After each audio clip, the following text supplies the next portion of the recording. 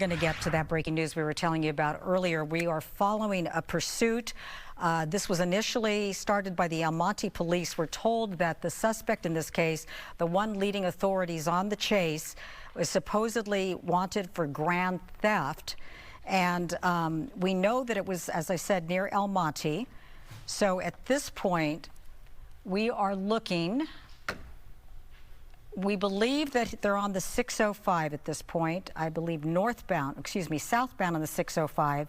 And there have been some reports that this vehicle has sideswiped other vehicles, which of course would make it a very dangerous situation. This is the second time in 2 nights that we've had a chase going on right now. From what I understand, going at high speeds, 100 miles per hour on this Friday night. Of course, we know Friday people are out and about.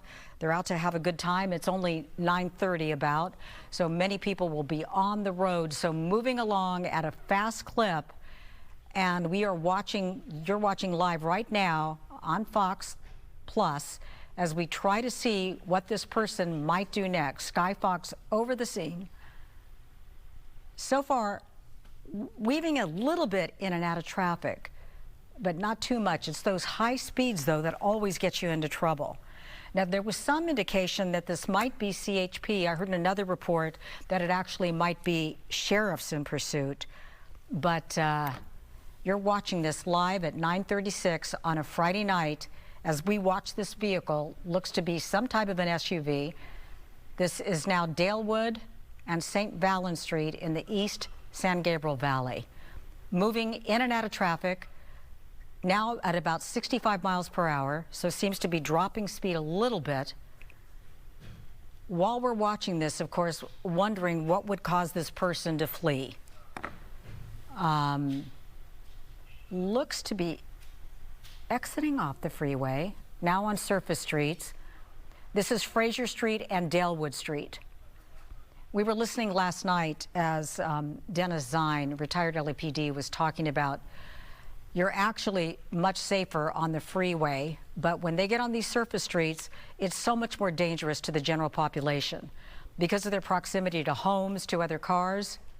Now Bess Avenue and Leororda Street in the East San Gabriel Valley. And we know that the initial call was for grand theft. Going right through those stop signs. One more time. Okay, Tim Lynn, you are standing by live with us? I am. I'm with you. Okay. So how dangerous would you say, Tim, you're retired law enforcement, how dangerous is this at this point? Very dangerous. Once you get on the surface streets, you have the cross traffic, you have pedestrians, you have all kinds of things that can happen. And as a pursuing officer, you have to drive your vehicle at a rate that where you can safely navigate streets. But the suspects very rarely do that. But as you see, we went into a parking structure here, so this could have come to an end as they get in here. Normally what they'll do is get out of the car, take off, try to change their clothes, change their look, and then come out of an area of that parking structure where they hope not to find any ground units. But in this case, I'm not seeing any units on the ground surrounding this parking structure. So there's a good chance this suspect may be able to get away. So they use the parking structure as a means to camouflage, if you will, so they can change their clothes, ditch the car, and then you have a foot bail, right?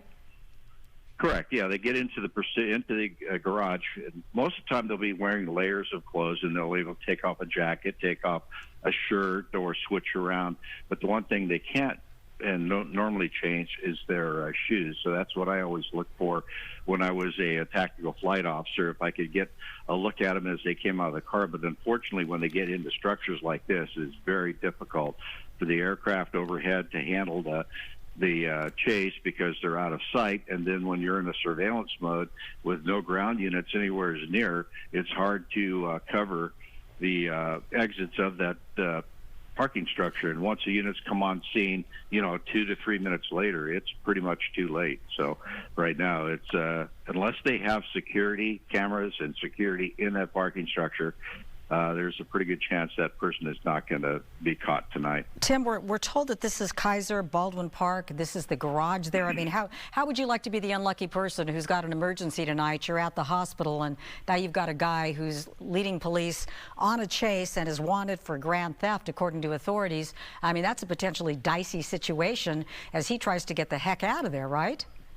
Well, they could, pull over and find a car coming in and then end up carjacking that car and then just driving out normally, and the police wouldn't know any of the better. They would be able to just drive right by units because they're looking for a different type of vehicle until that victim can get the information out. But that's one thing you always look for at the end of these pursuits is situations like that. But what they normally do is they'll just blend in. They'll try to walk out normally, just kind of go in with a group of people or just walk out like everything's okay, and hopefully they can get out of the perimeter area. But like I said, it's really a double-edged sword. When they go into surveillance mode, you're, one, giving the people on the ground a chance to, slow down.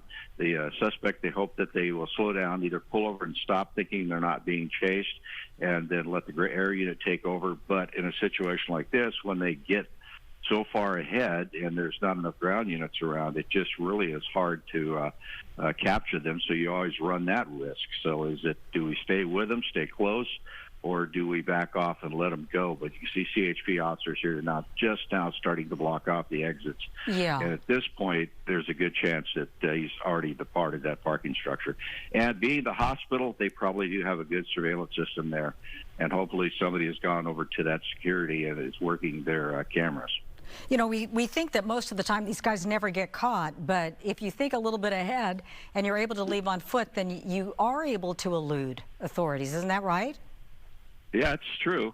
Parking structures do offer that opportunity, but if you work the situation calmly and completely, like, first thing you do is get somebody to the security for this to see if they have cameras and watch on camera. We had a pursuit one day going to the Universal parking lot there at Universal Studios, and they were able to tell the police officer which car that person was hiding in because the person got out of his car, walked a couple rows over, got into a vehicle that was unlocked, and hid in the back of the car. But with their surveillance system, they were able to track him and tell the officers exactly where he was hiding. But in this situation, unfortunately, I don't think that's going to be the case here. But, we'll just wait and see. All right, Tim Lynn, we thank you so much for your perspective tonight. We're going to leave that scene that started on the freeway there. We believe the person is now on foot. He was wanted initially for grand theft, and we're going to move on to other news tonight. Thanks again, Tim.